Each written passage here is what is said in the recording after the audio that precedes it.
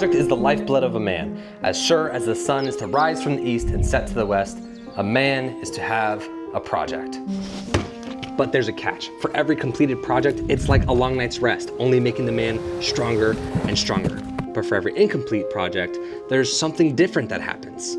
If a project is the lifeblood of a man, an incomplete project is an open wound, draining the life source, causing chaos in the mind, and zapping his confidence. So if I know that for every incomplete project, I'm slowly dying, why can't I finish the project? Why do we struggle so much with finishing the darn thing? Okay, it's actually not that dramatic. I've pinpointed about 3 things. If I don't fix these 3 things, I am destined to become a middle-aged man who spends my entire Sunday watching other men be exceptional at their projects. It's also known as sports. So the first one is gonna be, hey, what's up? Changing his diaper first? I'm gonna finish getting ready still. Okay, right now? Yeah. Hi, Bubba. Hi. The thing you have to understand is that weeks are very full. Family, work, friends, church, all of those things, and then repeat. And if you're lucky, you enjoy those things, which I'm very lucky, I'm very blessed. I enjoy every single one of those things.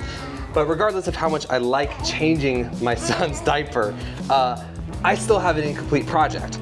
And you know, we gotta figure out what's the solution to this incomplete project and who caused it, because this can't happen again. And it's always fun to blame somebody. So for this, we'll say it's the wife.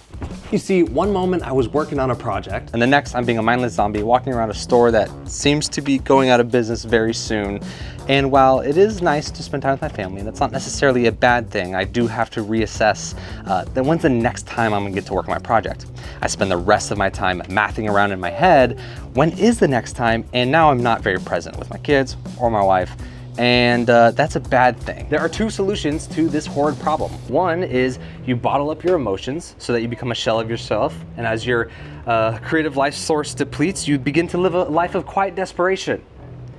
And the other option is talking to your family, to your wife.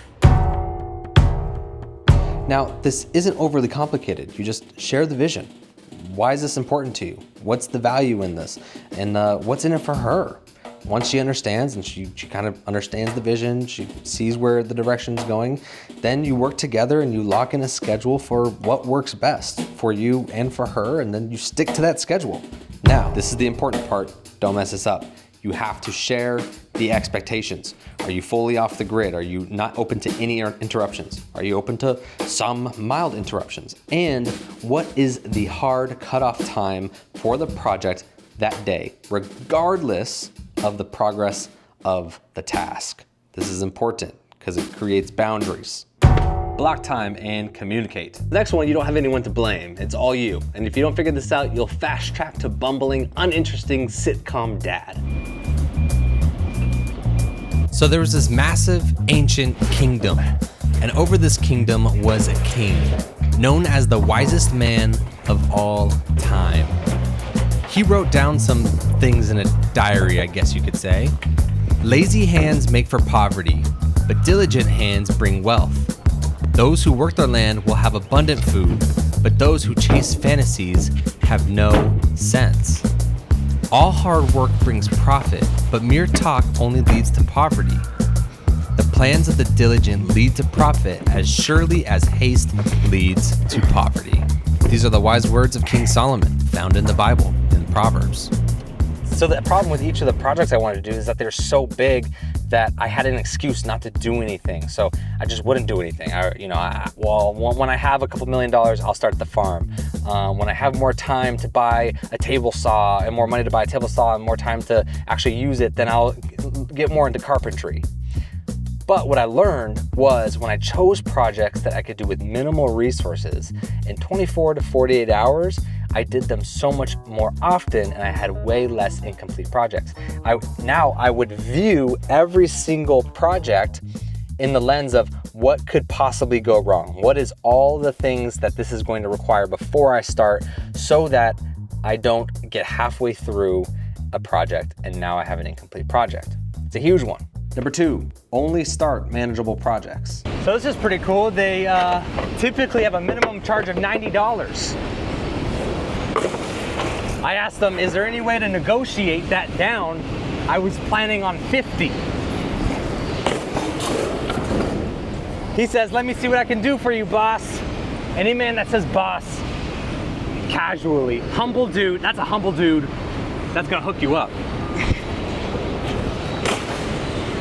He comes back and says, $30. But this one time, don't tell anyone.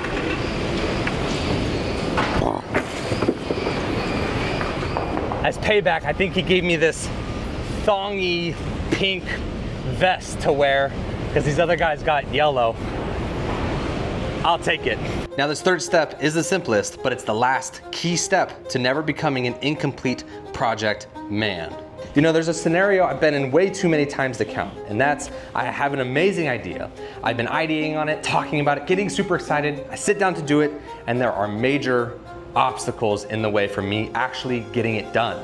Whether that's looking for something that I drastically need for the project, right? A tiny little camera piece and I'm running around the house looking for it, opening up drawers, pulling stuff out, or if it's even just keeping my space clear and clean and I go to sit down at the space I actually needed to do a project on, pull out a piece of wood or something, but the workbench is super cluttered. You know, it ends up just becoming a catch-all. So now I gotta clear the workbench and put everything in its original intended space that it should have been in the first place.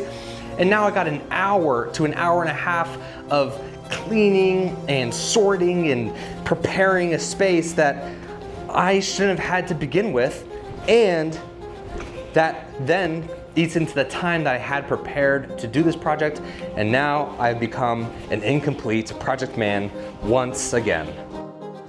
And all of these things kill the momentum. It kills creativity, it kills everything. So you need to have a clean space. If you have a clean workspace, once I figured out I have a clean workspace, I can get so many more projects done. It's a physical reminder every time I walk past it that there's a space for me to do something if I want to do it and to get something complete. And then if I'm in the middle of a project and the space is clean, but there's that one project that's just sitting there, it's a reminder, a visual reminder to revisit it, to come back to it and finish that project so that this workspace is completely clean again. And that's the key. Don't kill momentum so you don't kill your creativity. Thank you for watching, and if you enjoyed this video, subscribe and let me know, is there anything I missed in the comments below? I want to hear. Peace.